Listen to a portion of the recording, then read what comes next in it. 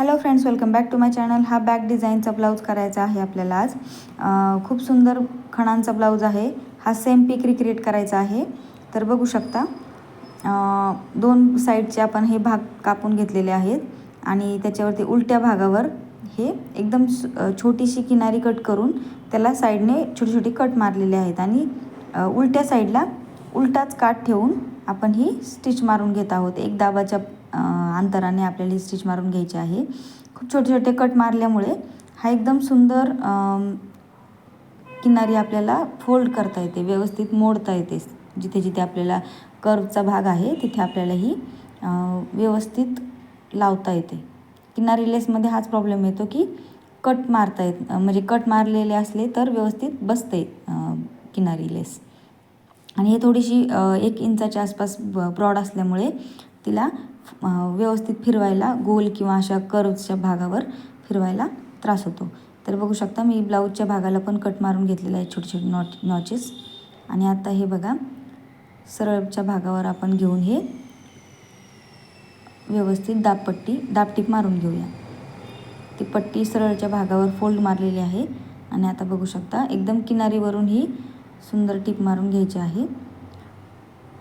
एकदम फिनिशिंग सहित हा ब्लाऊज तयार होतो.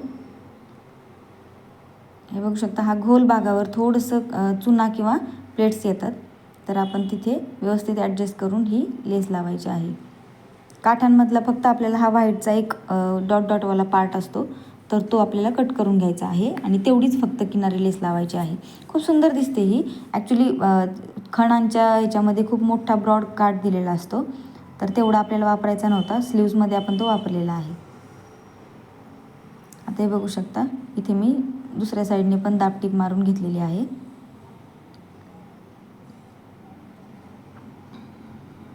एकदम फिनिशिंग सहित हा एक भाग तयार होतो आपला. सेम असाच आपल्याला दुसराही भाग तयार करून घ्यायचा आहे. खूप सुंदर ग्रीन कलरचा खणांचा ब्लाऊज आहे हा. छान दिसते डिझाईन याची.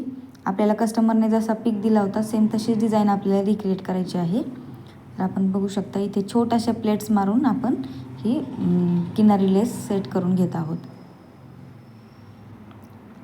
थोड्याशा बॉर्डरला आपल्याला छोट्या छोट्या चुना येतात, त्या व्यवस्थित ॲडजस्ट करायच्या आहेत. ॲडजस्ट करत करत थोडी टीप मारत घ्यायची, म्हणजे व्यवस्थित ॲडजस्ट होतात त्या. मी इथे सुईचं टोक घेते आहे, जे आपलं स्टिच ओपनर असतं त्याचं टोक घेऊन हे व्यवस्थित सेट करत आहे. हे बघू शकता, दुसराही पार्ट मी सेम तयार केलेला आहे.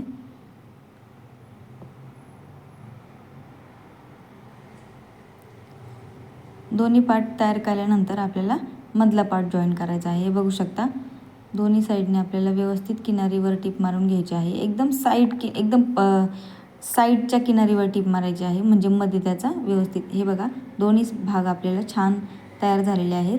आणि कटिंग करतानाच गळ्याचा जो मधला पार्ट आहे, जो अस्तर कट करताना आपल्याला मिळालेला आहे, तर तोच पार्ट आपल्याला वापरून मधला भाग तयार करायचा आहे. हे बघू शकता, दोन्ही छान फिनिशिंग सहित तयार झालेला आहे. आपल्याला मधला पार्ट जॉईन करायचा आहे. तर मधला पार्ट मी कसा काढलेला आहे बघू शकता. हा मधला पार्ट आपल्याला अस्तर कट करताना मिळालेला तो नाही आहे, तर त्याच्यावर मी अर्धा इंच सगळ्या साईडनी मार्जिन वाढवून मग हा अस्तरचा पार्ट घेतलेला आहे आणि नंतर त्याची बॉर्डरवर कटिंग करून घेतलेली आहे. हे बघू शकता, मेन फॅब्रिक आणि हा अस्तरचा पार्ट आहे. याचा अर्धा इंच जास्तीचं आपल्याला स्टिचिंग मार्जिन घेतलेलं आहे ते मी. आता हे बघू शकता, पलटी मारण्यासाठी जे मार्जिन लागेल ते आपण अर्धा इंच वाढवून घेतलेलं आहे.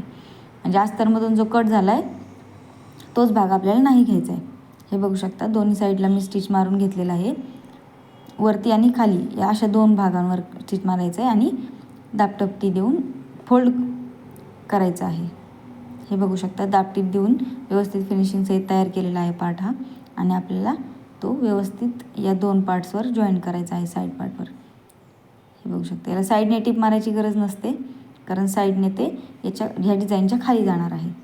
हे बघू शकता, आता व्यवस्थित सेट करून गळ्या रुंदीचा अंदाज घेऊन आपल्याला हे पिना मारून व्यवस्थित सेट करायचं आधी, नंतर टिप मारायची. कारण आधी गळा रुंदी जर जास्त झाली तर ब्लाऊजचा फिटिंग बिघडू शकतं. इथं व्यवस्थित आपल्याला टिप मारून तयार करायचा आहे पार्ट. हे बघू शकता, झाला आहे का.